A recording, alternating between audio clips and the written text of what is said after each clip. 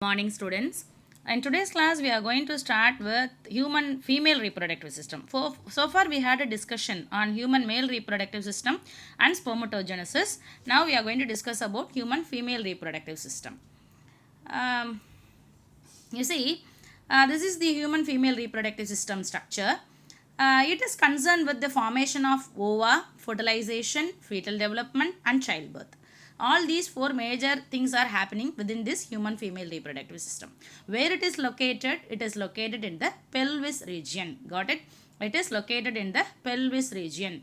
It is formed of pair of ovaries. We see here this here this is one ovary and another ovary. So it is formed of pair of ovaries along with their oviducts. These ovaries are attached with a duct. This is nothing but oviduct, or here I have mentioned this as a fallopian tube. Fallopian tube is otherwise called as a oviduct. Right? The pair of ovaries are attached with the fallopian tube or oviduct. The oviduct is attached with the uterus. Got it? You see, it is the human female reproductive system is formed of. It is formed of a pair of ovaries, oviduct or fallopian tube, uterus. This is complete. This structure is nothing but uterus, and here cervix, vagina, last one vagina, and external genitalia. Right? So human female reproductive system is formed of a pair of ovaries along with their oviducts, uterus, cervix, vagina and the external genitalia. Fallopian tubes. This fallopian tube, oviducts are fallopian tube, these fallopian tubes, uterus and vagina, last region, vagina, are collectively form the female accessory ducts. Could you remember, children, in human male reproductive system, I said vas deferens, epididymis, vasa efferentia, reed testis, all these are the male accessory ducts. In the same way, here also we have accessory ducts. Those are fallopian tube or oviduct, uterus, vagina are the female accessory ducts. Got it? Now I am going to explain each and every one. Just the structure alone we are going to learn in today's class. You see, ovaries. Pair of ovaries, as I said, they are one pair. There are one pair, small sized almond shaped structure, where it is located, which is located in the pelvis region, One is on either side of the uterus. Of course, the center part is uterus. On both the sides of the uterus, single ovaries are there. Right? Each ovary is attached to the pelvic wall and uterus by a double fold of peritoneum. Can you get my point? Each ovary is attached with the pelvic wall and this uterus with the help of a double fold peritoneum called ovarian ligament. With the help of the ligament only, it gets attached with the pelvic wall as well as the uterus. So, ovaries, unlike the testes, are abdominal in position. Right? I said the testes are the male gonads. They are located in below the abdomen. But in human female reproductive system, ovaries are the female gonads. In the first session itself, we had a discussion. You could remember, in female reproductive system, ovaries are the gonads because the ovary is going to produce a female gamete called ova or egg. That is what it is called as a gonad. So these female gonads are present in the abdominal region, in the pelvic region. Are you clear? So first thing about the ovary. Next, come to fallopian tube. You see, this I have mentioned as a fallopian tube. How many parts are there you see in the fallopian tube? Nearby the fallopian tube, finger-like projections are there, isn't it? Finger-like ciliated process we call. Finger-like ciliated process, that is nothing but fimbriae. Right? That is nothing but fimbriae. And you see above the fimbriae, funnel-shaped structure. That is infundibulum. What is it? That is infundibulum. It is a funnel-shaped structure. And ampulla, which opens in the abdominal cavity. ampulla, and at last isthmus. Isthmus is the region which attaches the fallopian tube with the uterus. Isthmus is which is a middle and narrow and ciliated. Got it? See here, finger-like projections called fimbriae, infundibulum, funnel-shaped structure called infundibulum, ampulla, isthmus. These are the major parts of the fallopian tube. The fallopian tube is otherwise called oviduct. Got it? What is special in ampulla? What is special in ampulla? Ampulla is the region where fertilization will takes place. Got it? Ampulla is the region where fertilization. We say in fallopian tube only both the gametes will fuse with each other and zygote will be formed. These zygotes will be formed. So it is the region where fertilization will takes place. Apart from that, what other function is going on in the fallopian tube? So in fallopian tube, conduction of ovum. In fallopian tube, what happens? Conduction of ovum. See, within the ovary, ovum will be produced every month. That ovum which comes out from the ovary and with the help of the fimbriae and enters into the funnel-shaped structure called infundibulum and comes to the ampulla region will be there. The ovum or egg cells are non-motile. So will be in the ampulla region, whereas the sperm will comes from the vagina and enters into the cervix, and through this uterine body part it comes to this fallopian tube and it meets the ovum where it is present in the ampulla, and the fertilization or fusion of these two gametes takes place and zygote formation will takes place. So in fallopian tube or in the oviduct, two major functions are taking place. One is conduction of ovum or zygote towards the uterus. By what movement? From the uterus towards the uterus. By what movement? Peristalsis. So from the ampulla through peristaltic movement, the zygote will enters into the uterus for further development. It is also the site of fertilization, as I said earlier. So it is a site of fertilization plus conduction of ovum. These two are the major functions of fallopian tube. Now come to uterus. So far we had a discussion on ovary, where it is and what it does, and second one fallopian tube, what all the regions are there in the fallopian tube and functions of fallopian tube. Now third part is uterus, right?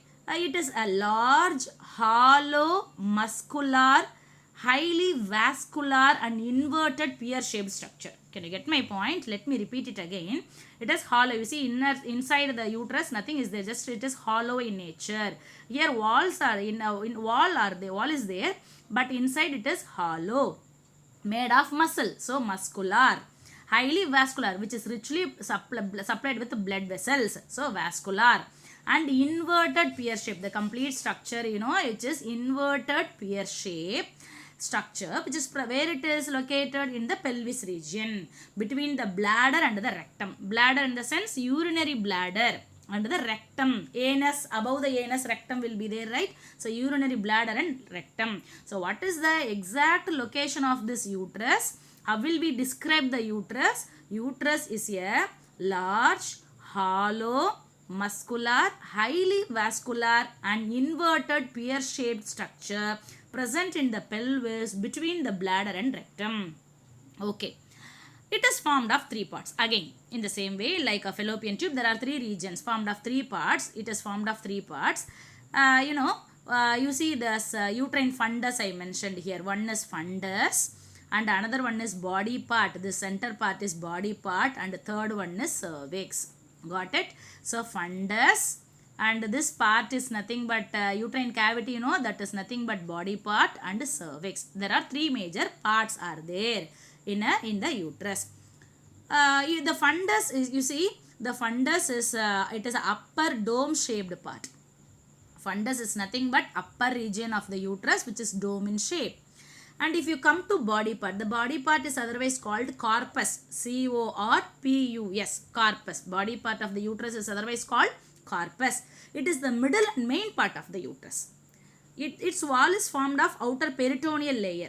Peritoneal layer, perimetrium. You see, outer layer perimetrium, middle layer myometrium, and inner layer endometrium.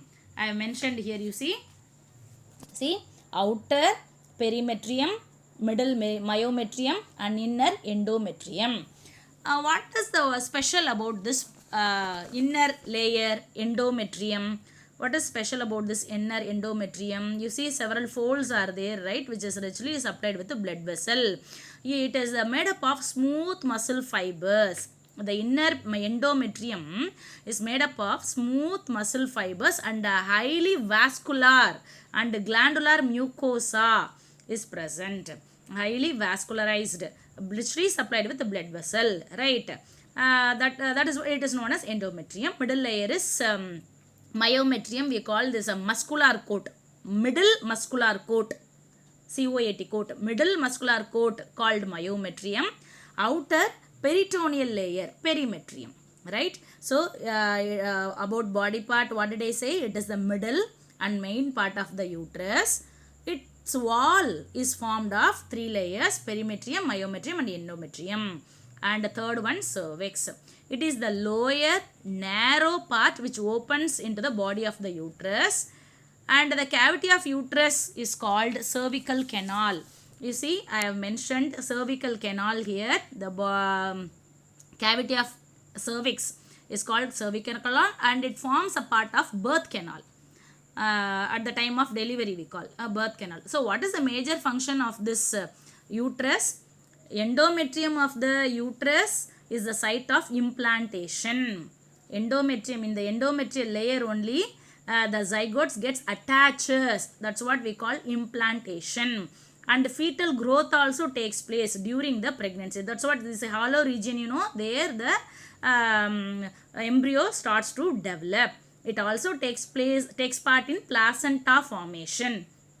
And myometrium, this middle layer, myometrium helps in the expelling of the baby during the parturition. Child birth is nothing but parturition. So myometrium is helping the expelling of the baby during the parturition. So far about the uterus, what did I say as a function? Endometrium of uterus is the site of implantation and fetal growth during the pregnancy. It also takes part in placenta formation, and role of myometrium helps in expelling of the baby during the parturition. Right. Vagina, at last region I mentioned here is vagina. This vagina is a fibromuscular tube. What will you call? It is a fibromuscular tube. It finally opens in the vestibule by vaginal orifice.